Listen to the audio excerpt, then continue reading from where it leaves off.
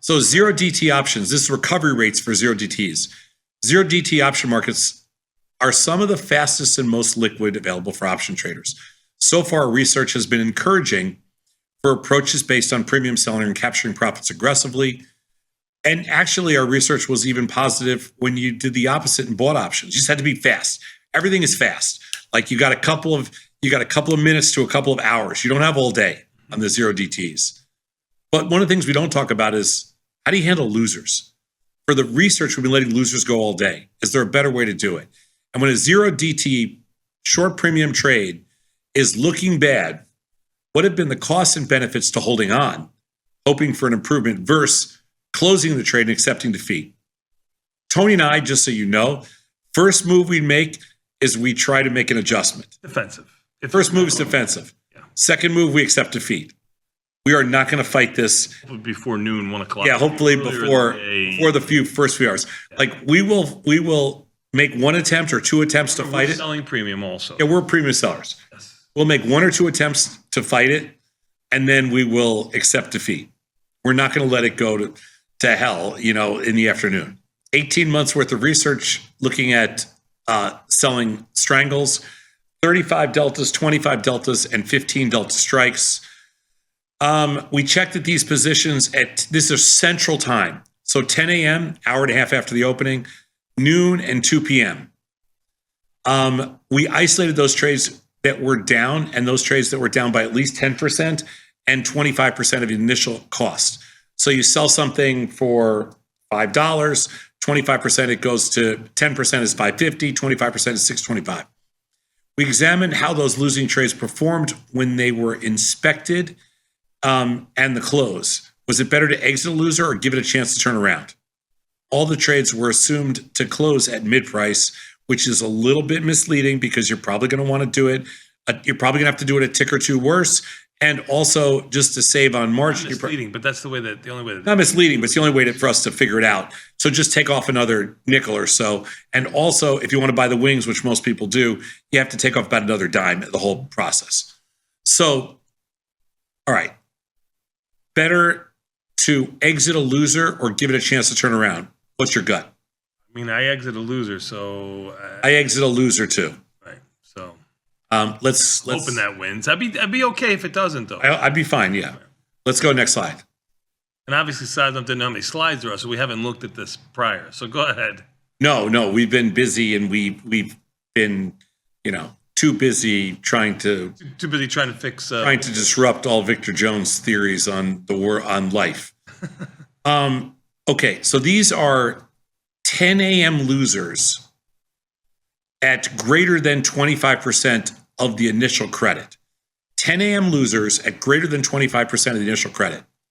So, and we have it in three categories here. So the improvement percentage, the average P&L change if left on to the close, and the CVAR of holding through the close. Now, the CVAR is what's going to happen in your worst 5% of all cases. Conditional value. Yeah, conditional, but it's worst 5% of all cases. The middle column, the 25 delta strangles, is probably the one that fits Most us. of us live in. The area that we live in the most. So if you improving the position, it's about a 55, this is at 10 a.m. And this is when you have a loss greater than, okay? So the improvement is about 55%. If the average P&L change, if you leave it onto the close, is about $37, it's positive. That's okay. Not too bad. No, not too shabby. Okay, let's go to the next slide. So this is if you had losers of just greater than 10%, so it's not quite as bad, And this one, you can see the improvement numbers are, about the same. The average P&L change, which this makes more sense to me because it's kind of more in line, is still a positive number if you left on the close. And the CVARs are always going to be high, significantly higher. Now, go to the next slide, Beth. And this is if you lost by any amount. So this is if you weren't able to control, just you had no control of what's going on. And so this one, the average P&L changes if you left onto the close. these numbers are all going to be negative. So if you're able to improve the trade, you actually put yourself in a pretty good position. Mm-hmm. You're able to make an adjustment. You're able to improve the trade. You put yourself in at least a decent position where most of the outcomes are fairly positive. Okay. That I think is the main takeaway from this. If you go to the next slide, there's just a lot of data in here. I don't want to spend too much time on it. So this is if you wait to noon. If you wait to noon, the improvement numbers drop dramatically, and the P&L numbers all go from all positive to all negative. No bueno. No bueno. So this suggests that if you take your losses quickly, you improve and then take your losses quickly, you're okay. Or you improve on it right away. But if you wait until noon and you're not doing anything, gets to be tough. Let's go next slide, 10%. Noon losers at 10%. So at this number, all the hold on to the close is still a negative number. So whether you have a small loser or a big loser, if you wait till noon to deal with it, it's not going to help you that much. Let's go to the next slide, Beth. And this is for noon losers at any amount. You can see that the average P&L change left onto the close is a very negative number. So there is no good scenario here. No good scenario. Okay. Let's go to the next slide. And this is if you wait till 2 o'clock. And my guess is that this is going to be the worst of them all, based on the way everything's setting up. So the improvement numbers are down. The average P&L numbers get really ugly. The CVAR isn't as bad because you've lost more money on the trade.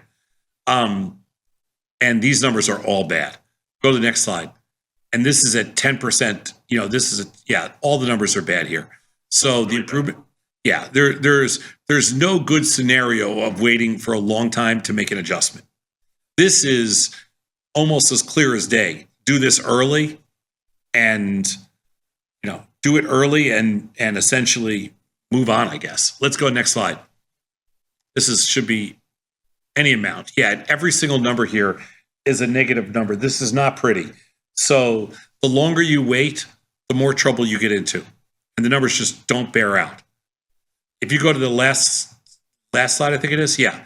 So just as aggressively capturing winners has generally been the key to success in zero DTEs, it has also not paid to be patient with your losers. You have to we are very aggressive. So this is never an issue for us. We are super aggressive, but you have to address this stuff aggressively.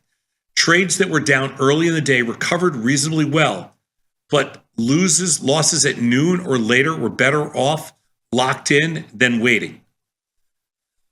The effects were reasonably consistent across strikes, and the rapid management of zero DT positions also has the advantage of freeing up buying power, which we should have mentioned before. That's true. The zero DT option markets are incredibly fast-paced, and if you want to participate in them, be ready to stay attentive and active throughout the day.